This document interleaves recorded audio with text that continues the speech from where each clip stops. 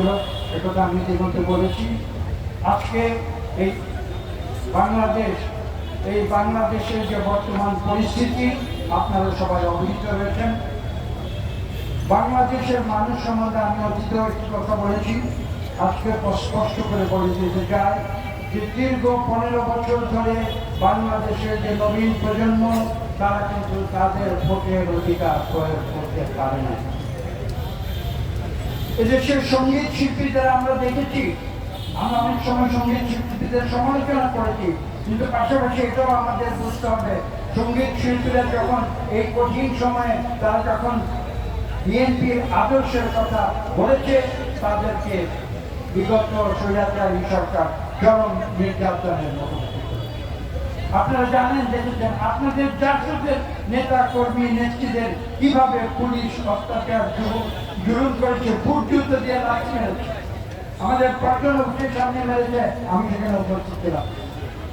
2014 সালের নির্বাচনে হাইকোর্টের গেটের সামনে করেছে আপনাদের জাতীয় সব কর্মীরা সেখানে শান্তি ছিল আমাদের, আমরা দেখেছি তাদের উপরে সেভাবে করেছি।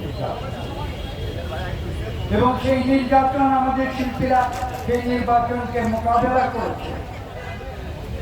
কাজে আমরা এই চাষাশের যে শিল্পী তাদের প্রতি আমরা ধন্যবাদ জানাই এবং আমি বিশ্বাস করি, একটু আগে আলাপ হয়েছে, আপনারা অনেকেই বক্তব্য দিচ্ছেন, যারা নির্যাতিত হয়েছে স্বৈরাচারী সরকারের অত্যাচারের কারণে আপনারা তাদেরকে সম্মান করুন, তাদেরকে আপনারা গুরুত্বপূর্ণ স্থানে আপনারা নিয়ে আসুন এবং যারা মারা গেছে চাষাশের কর্মী তাদেরকে আপনারা যথাযথ সম্মানের সঙ্গে শ্রদ্ধা প্রদর্শন করুন, এই অনুরোধ আপনারা।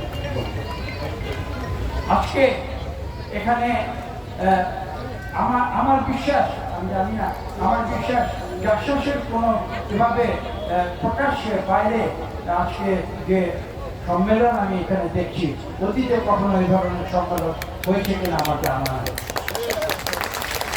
এবং এই কারণে আজকে যারা প্রকাশ্যে সাহসিকতার সঙ্গে চাষাশকে জনসমক্ষে নিয়ে এসে মানুষের সঙ্গে এই ইন্টারাকশন করার সুযোগ করে দিয়েছেন, আমি তাদের কাছে ধন্যবাদ।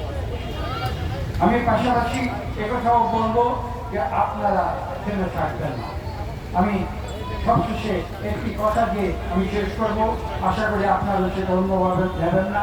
আমি এখানে এসে কিন্তু আপনাদের মুখে স্লোগান, আমি আপনাদের মুখে এখানে স্লোগান শুনেছি জাতীয়তাবাদের সপক্ষে, আমাদের নেতৃত্ব এবং খালেদা জিয়ার পক্ষে স্লোগান শুনেছি, আমাদের ভারপ্রাপ্ত চেয়ারম্যান জনাব তারেক রহমানের ওপরে আমি স্লোগান শুনেছি। আমি ভবিষ্যতে আপনাদের কাছে একটি বিনীত অনুরোধ করব, শুধু স্লোগানের মাধ্যমেই তাদেরকে সম্মান জানাবেন না, ভবিষ্যতে আমি বিশ্বাস করি আপনারা গানের মাধ্যমে আপনাদের স্লোগান দিয়ে আমাদের দেশনেত্রী এবং খালেদা জিয়া জনাব তারেক রহমান এবং বাংলাদেশের মানুষের প্রতি শ্রদ্ধা নিবেদন করবেন। সবাইকে ধন্যবাদ।